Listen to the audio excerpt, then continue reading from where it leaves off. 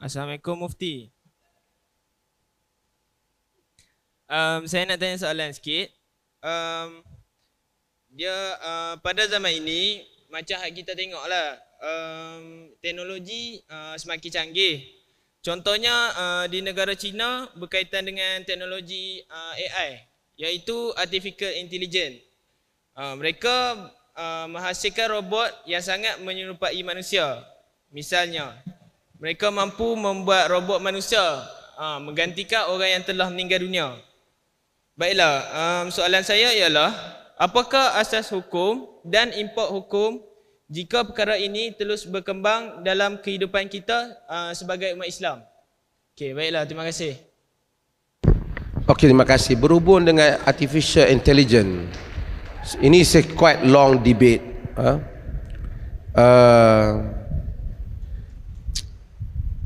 Dulu saya pernah sebut, manusia apabila dia, saya tidak anti kepada kemajuan ini, tapi nak bagi faham, dengar bagi clear.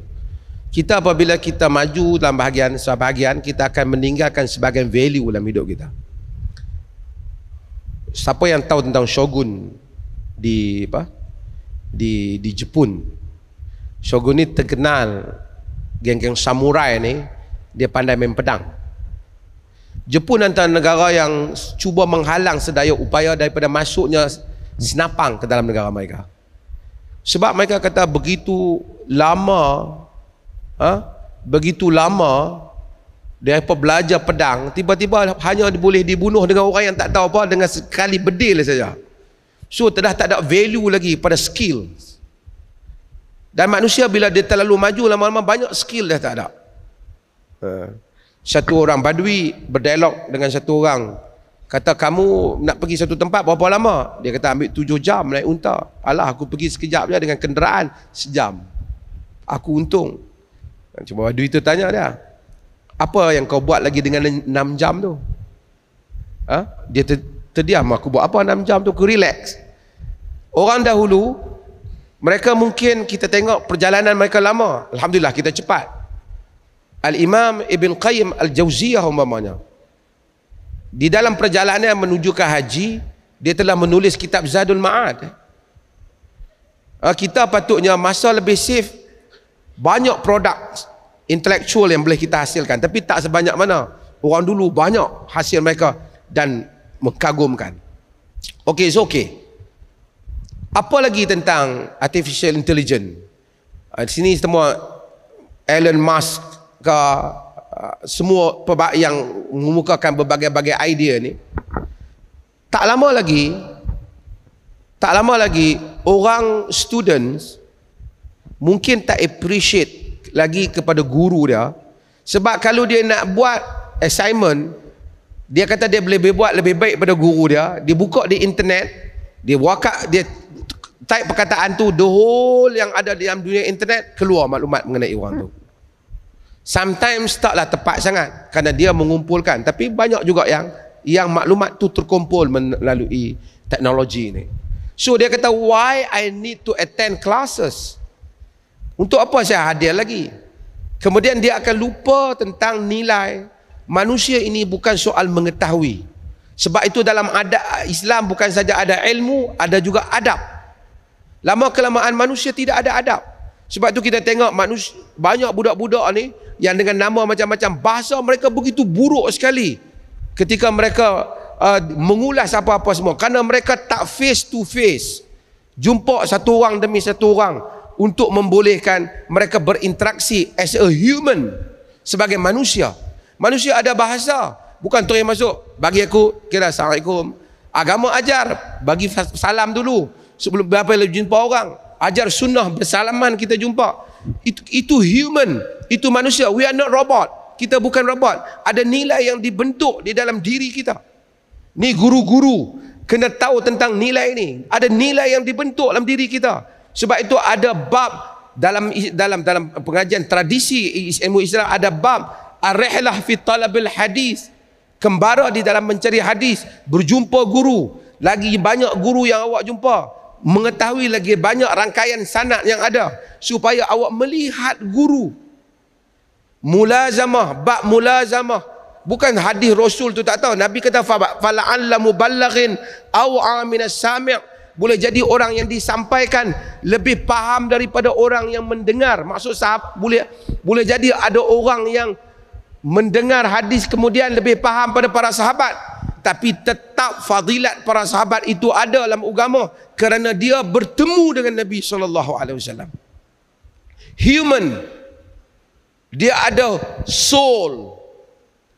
Jumpa masuk dalam kelas guru. Apabila guru dah lupa jadi guru, guru masuk dalam kelas kita, anak murid dia pakai apa, pakaian dia tak berdisiplin, guru tak mau tegur. Kerja aku bagi habis silibus sudah. Guru tidak menjadi pendidik. Tadi saya baca ayat Quran, walakin kunu rabbaniin, hendaklah kamu jadi rabbaniin.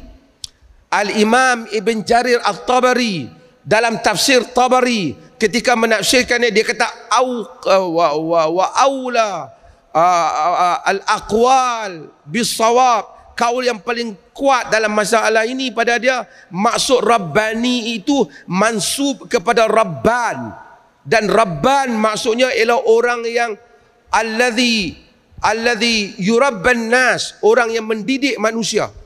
Maksudnya guru tu bukan saja bagi ilmu, tapi hendaklah mendidik manusia. Guru hendaklah mendidik. Sebab tu pemimpin dia ada nilai mendidik. Walaupun kita tengok Sayyidina Umar kadang-kadang dia pukul ke apa, dia mendidik. Guru mendidik. Apabila manusia hanya bergantung pada skrin, no more teacher, no more example, dia akan jadi manusia yang keras dan tak ada bahasa lagi. Dulu cikgu-cikgu yang lama-lama ni, tua-tua tahu, melainkan mereka anak orang kaya. Yang tak anak orang kaya, kalau kampung tu mungkin ada satu TV ya, 2 TV ya, kena share pergi tengok rumah tu. Tengok, kena tahu minta izin. Lama-lama orang ada TV sendiri. Kemudian telefon mungkin satu. Kita nak telefon mak bapak kita, kita kena bagi tahu dulu satgi pukul berapa datang. Kita kena kenal rumah tu pula kena kenal mak bapak kita. Kemudian kena ada interaksi mak bapak kita dengan dia datang. How many human change, rangkaian manusia yang kita perlukan untuk membolehkan suatu urusan. Saya tak kata we must remain in that situation, kita kena kekal, saya tak kata. Tetapi sebab itu puisi, bahasa-bahasa yang puitis kebelakangan ini jarang dilahirkan, kerana manusia sudah tak ada feeling terhadap ni. Bahasanya kasar, ringkas. Dia kata dia hanya tahu dia nak maklumat apa. Dia tak ada penghormatan kepada guru, tak ada nilai tadi yang syuqi dhaif. Kata tadi qum lil muallim wa fihi tabjila kadal muallimu an yakuna rasula. Bangun dan beri penghormatan pada guru, hampir guru menjadi rasul. Kenapa? Kerana nilai-nilai ini dah tak ada. AI is very good untuk kita collect maklumat, tapi kalau kita bergantung 100% kepada skrin, manusia tak berinteraksi lagi antara satu sama lain, human as a human akan hilang. Ini sangat bahaya. Ini sangat bahaya. Sebab tu dulu banyak perbahasan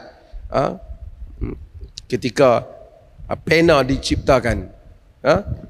Dulu bila pen diciptakan, baguslah pen diciptakan, tapi pen bila terlalu canggih, semua barang orang catat. Saya bukan kata tak bagus, ramai orang yang tidak kuat lagi ingatan dia. Betul tak? Semua benda dia catat. Sekarang ni orang tak ingat, orang tulis je. Dulu kita nombor telefon rumah mak kita hafal, semua kita hafal. Betul tak? Sebab sekarang ni tak ada apa pun kita tak ingat. Tanya nanti Zat, aku handphone tak bawa, semua duk ada dalam handphone aku. Okey, that satu sudut lah. Tapi kita boleh kekal lagi untuk menghafal dengan hafalan yang baik. Sebab tu exercise hafalan yang baik. Yang berikutnya ialah semua ni masih lagi andai. Robot ke apa, ini semua andaian. Sebahagian pergerakan boleh buat. Tapi kalaupun manusia boleh mencipta mesin yang boleh bergerak macam manusia, mesin tu tak ada feeling. Sebab itu mesin tu tak mukallaf, tak ada kewajipan syarak. Robot wajib semayang 5 waktu, tak ada. Kerana dia tak ada tanggungjawab, dia tidak ada feeling, dia tak ada akal, dia diprogramkan. Kalau orang Tuhan sentiasa berurusan dengan robot, dia tak urusan manusia, dia akhirnya akan gugur kemanusiaan dia. Duka cita ketika kita mengejar kemajuan dan kekayaan, we focus so much on industry. Industri dalam erti kata benda yang ada market, yang menghasilkan duit. Kita dah tak ada filosofi. Pengajian falsafah dikurangkan. Macam tak ramai ahli falsafah. Kita pergi ke Oxford, kita pergi ke Cambridge, kita pergi ke barat. Walaupun kita kata barat macam tu, tapi pengajian falsafah masih lagi kuat. Masih lagi ada orang belajar falsafah. Masih lagi orang study pemikir-pemikir mereka. Kita tak ada orang nak belajar dah falsafah. Falsafah, saya maksudnya falsafah dalam erti kata falsafah as a whole. Dalam melihat falsafah barat, pemikiran, kemanusiaan, kebudayaan dan seumpamanya. Islam ada nilai hal itu. Nabi SAW hadir di dalam majlis orang Ansar. Orang Ansar di Madinah, mereka berbeza dengan orang Mekah. Mereka suka kepada nyanyian. Memang terkenal sehingga ulama-ulama bila sebut ada tokoh hadis yang menyanyi kasya'ni ahli Madinah. Seperti mana keadaan orang Madinah. Suka nyanyian. Nabi pergilah majlis kahwin orang Ansar. Nabi tengok diam, tak ada siapa menyanyi. Nabi kata, ala ma'akumul lahu fa innal ansar yu'jibuhumul lahu. Kamu tak adakah nyanyian sedangkan Ansar sukakan nyanyian? Nabi attend majlis tu, Nabi hadirlah majlis perkahwinan. Nabi tak ada nyanyi ke? Ansar bukan suka nyanyi. Dan ada jariah yang menyanyi dalam majlis itu. Cuma Nabi betulkan apabila liriknya salah, Nabi betulkan. Wa fina nabiyyun ya'lamu ma fi ghad. Di sisi kami ada nabi yang tahu besok akan apa akan berlaku. Nabi betulkan lirik tu salah dia. Nabi tak bagi. Nabi tak tahu apa yang berlaku besok. Maksudnya human, manusia. Sebab tu Khansa dia meratapi kematian saudaranya daripada zaman dia Nabi sehingga pada zaman Umar bin Khattab. Orang mengadu pada kata Umar, apa masuk Islam masih lagi hidup sedih dengan puisi-puisi tentang kematian saudara dia mati. Umar jumpa dia. Umar kata, amazilta ya Khansa, masih lagi kau dalam ketangisanmu yang lama? Ya. Cuba kau bagi syair kau. Dia kata Umar, amin jadidihi amin qadimih. Nak syair lama ke syair baru? Maksudnya lama dah saudara dia mati, duk buat syair lagi sedih. Orang suruh Umar tegur dia, kenapa duk sedih sangat? Sudahlah duk sedih-sedih, saudara mati ni, lama lah. Dia pun baca syair. Bila dia baca syair dia, Sayyidina Umar sedih. Teringat adik Umar, Zaid bin Khattab yang meninggal. Kata Umar, da'uha kulli mri'in yabki masjuha. Biarkan sajwa, biarkan dia, semua orang menangisi kesedihannya sendiri. Insan, human. Tapi kita dengan teknologi ni nanti no more, tak ada kesedihan, semua di screen. Tak mau keluar, mesyuarat pun tak mau tengok muka. Hang order aku pun order, makanan sama. Pasal order daripada tempat yang sama. Ini akan mengikis nilai-nilai kemanusiaan. Saya tak anti kepada teknologi, tapi we need to remain kemanusiaan kita. Masih.